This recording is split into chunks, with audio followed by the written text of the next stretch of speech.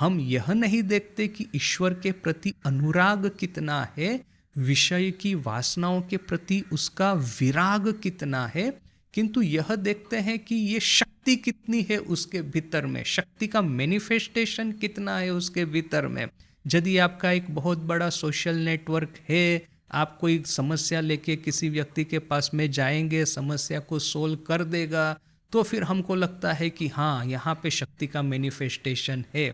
किंतु देखिए कि स्पिरिचुअल युग में, स्पिरिचुअल यह जो विश्व है, स्पिरिचुअलिटी के भीतर में आपको शक्ति का मैनिफेस्टेशन नहीं देखना है, किंतु ये जो पोटेंशियल भीतर में जो है उसको कितना रियलाइज किया गया है, इसको आपको देखना है। ऐसे कितने ही छुपे हुए संत महात्मा आपको मिल जाएंगे जो कि अपनी शक्ति को मैनिफेस्ट नहीं करना चाहते हैं, क्यों? अननेसेसरी एक भीड़ आकर के लग जाएगी।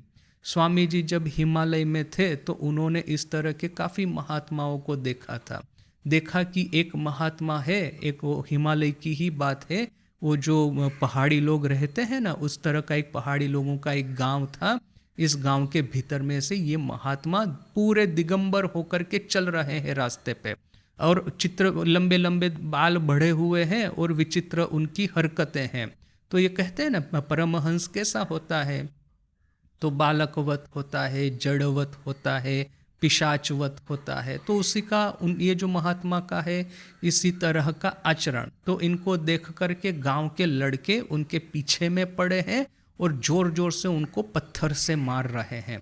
और ये महात्मा का जो चेहरा है खून से पूरा रंग गया है, चेहरे के ऊपर में खून की धाराएं बह रही है।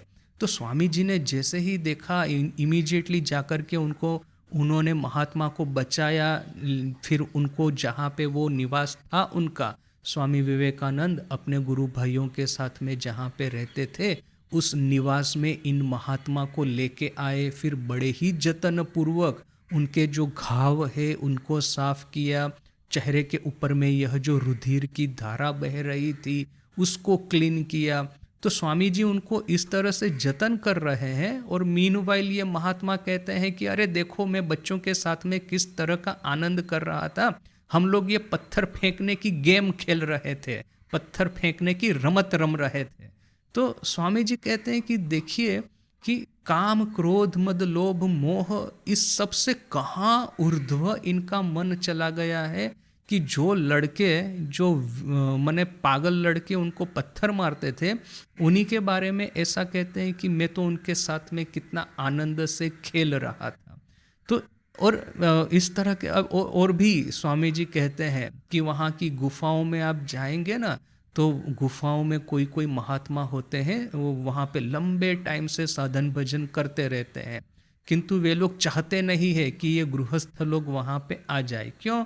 गृहस्थ लोग आएंगे तो वही सब गृहस्थ लोगों की समस्या लेके आएंगे कि ये मेरी पत्नी है, उसको पुत्र संतान नहीं हो रहा है, उसके लिए आप आशीर्वाद दे दीजिए। स्वामी जी के खुद के पास में वो लिमड़ी के राजा ने यही वरदान मांगा था कि मेरा पुत्र संतान नहीं है तो मेरे जाने के बाद में मेरा वंश निर्मूल हो जाएगा, तो पुत्र संतान का आशीर्वाद दीजिए। तो क्या है, गृहस्थ लोगों की तो यही सब डिमांड रहती है कि ये दे दीजिए, वो दे दीजिए, बीमारी ठीक करवा दीजिए, वगैरह वगैरह। तो इस तरह के जो सही सही महात्मा होते हैं वे लोग करते क्या है कि स्वामी जी जैसे बताते हैं कि उन्होंने अपनी गुफा के सामने मनुष्यों की हड्डी जो है, मरे हुए मनुष्यों की हड्डी वैसे बिखर करके रख दी है। इसको देख करके आपको क्या लगेगा पता है? गुफा के सामने जाने के समय ऐसा लगेगा कि ये महात्मा है जो वो नरभक्षी है, कैनिबाल है, और ये या तो फिर जो मृतदेह है उसको खाते हैं, या तो फिर ये जो जिंदा मनुष्य है उसको मार करके उसको खाते हैं।